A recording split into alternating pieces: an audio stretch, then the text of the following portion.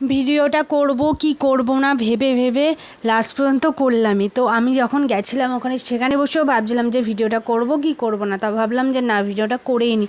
তো দেখো সাজানোটা এত সুন্দর লাগছে, আর গুরুদেবের গায়ে ধুতি পরানোটাও খুব সুন্দর, ওরকম আমি পারি না পরাতে। তো তোমাদের দাদাভাইকে বলেছি এবার অনুষ্ঠানে শিখে নিতে। দেখেছো সামনেও সাজানোগুলো এত ভালো লাগছে, কি বলবো। ভিডিওটা করারও একটা নিশ্চয়ই কারণ আছে, এর জন্যই ভিডিওটা করেছি। আর এই যে গুরুদেবের খড়মটা মনে হয় কোনো রকম ফটোর মাধ্যমে বের করে এখানে বাঁধিয়ে রেখেছি, দেখেছো কি ভালো লাগছে, মানে কি বলবো, খুব ভালো লাগছিল ওখানে গিয়ে। তো এটা অনেক দিন আগেকারই ভিডিও, কি বলতো, তার কিছুদিন আগে আমি একটা গুরুদেবের ভিডিও দিয়েছিলাম। এর জন্য ভাবছিলাম যে করব কি করব না, তো ভাবলাম যে না করেই ফেলি। কারণ এই দেখো এখানে যে গুরু পুজোয় গেছি, এই বাড়িতে গুরুদেব এসেছিল এর আগে বলতে গুরুদেব তো এখন আমাদের মধ্যে আর নেই। এই যে এই বাড়িটার কথা বলছি, কারণ উনি অনেক আগেই দেহ রেখেছেন।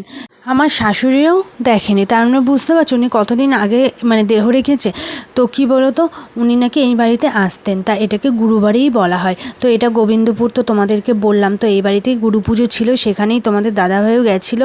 তো ছেলেকে তো ছুটি করিয়ে নিয়ে গিয়েছিলাম স্কুল থেকে, দিয়ে আমরা চলে গেছি। আর এই দেখো বারান্দায় বসে যে প্রণামী বাক্স দেখেছো, গুরুদেবের প্রণামী বাক্স। তো এদিকে পরিষ্কার করে নেওয়া হয়েছে সামনেটা পুরো, মানে কি বলবো, গিয়ে মনটাই ভালো হয়ে গেছিলো বাড়িটাতে। তো তাই ভাবলাম তোমাদের সাথে একটু শেয়ার করি যে এই বাড়িতে একদিন গুরুদেব এসেছিলো, তো আমাদের আর ভাগ্যে আর জোটেনি, তাই না। তো এই ছবিটা দেখো কত সুন্দর লাগছে, খুব সুন্দর লাগছে ছবিটা, ঘরের মধ্যে আছে। তো এইখানেও সিংহাসনে অন্য একটা ছবি, আর ওইখানে তো সাজানোটা তো অপূর্ব লাগছে, দেখে তো বুঝতেই পারছো, বেশি মুকুট পরে দারুণ লাগছে একদম, মানে কি আর বলবো। তো ভাবে আমরা যদি একটু দেখতে পারতাম হয়তো পাটা জড়িয়ে ধরতাম, খুবই ভালো লাগছে। আর এখানে প্রসাদ দেওয়া চলছে, বুঝতে পারছো। তো গুরুদেব এই বাড়িতে এসেছিলো বলেই ভাবলাম এটাই তোমাদের সাথে একটু শেয়ার করি। তাই করব কি করব না ভেবে ভেবে ভিডিওটা করেই ফেললাম। তো অনেক দিন পর ভিডিওটা দিচ্ছি অবশ্য, কারণ ঘন ঘন দেওয়া হয়ে যাবে বলে আর দিইনি। দেখো সাজানোটা কি সুন্দর।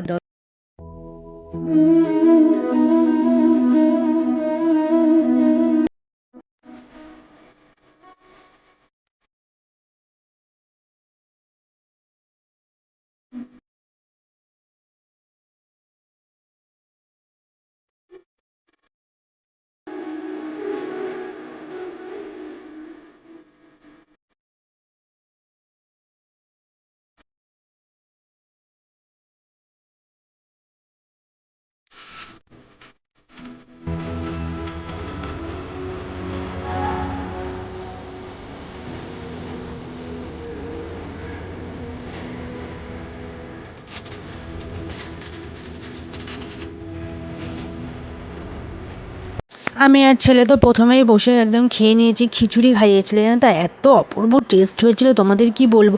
আর ছেলের তো কোথাও গেলে ফোন দেখা লাগে, আর খিচুড়ি কি বলো তো, আমার ছেলে খুব একটা খায় না, কিন্তু ও খেয়েই বলছে মা খিচুড়িটা খুব ভালো হয়েছে, বলো খিচুড়িটা খুব ভালো হয়েছে। আর তোমাদের দাদা দেওয়া থাওয়া করছিলো, এর জন্য আমরা এই বাড়িতে ঘরে বারান্দায় বসে আছি জানো তো, যে ওর দেওয়া থাওয়া কমপ্লিট হবে তারপরে তিনজন একসাথে বাড়ি যাব।